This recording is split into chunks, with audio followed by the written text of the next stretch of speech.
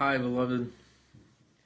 I wanted to share a few thoughts with you about the fire of God, the presence of God, and how it never leaves us. Father put it to me like this: I'm always burning in their heart the fire of my presence. I never leave them. I'm always burning like a pilot light. When they tend that flame of my presence, it grows bigger, it burns hotter. And then he said this: I'm relentless like that. Isn't that good? He's so relentlessly with us. Hebrews 12:29 says, our God is a consuming fire.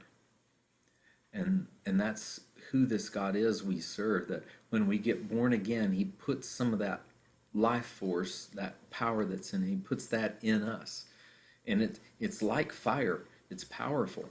That's why John the Baptist said of Jesus in Matthew 3:11, it says, he will baptize you with the Holy Spirit and with fire, with power. We get baptized.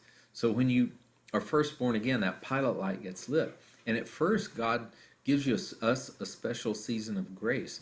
And he'll surge, he'll flame up, and we'll learn how that life force works, how it surges through us. But ultimately, his intention is that we learn to steward our own flame and partner with that.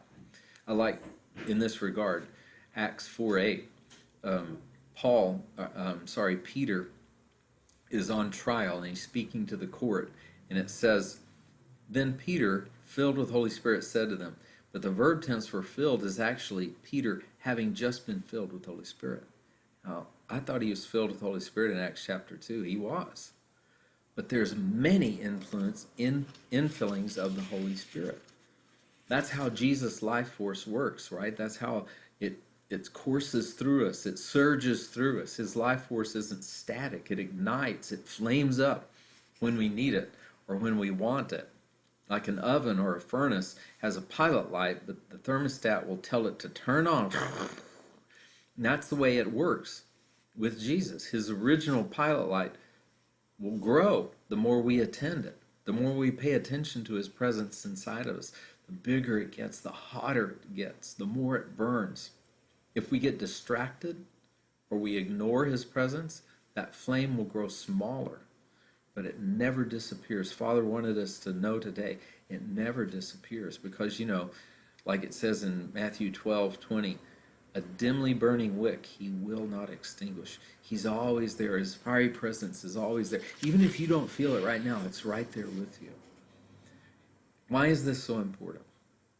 It's because the fire of his presence is a victory realm against the devil. It's like a force field that the devil can't penetrate.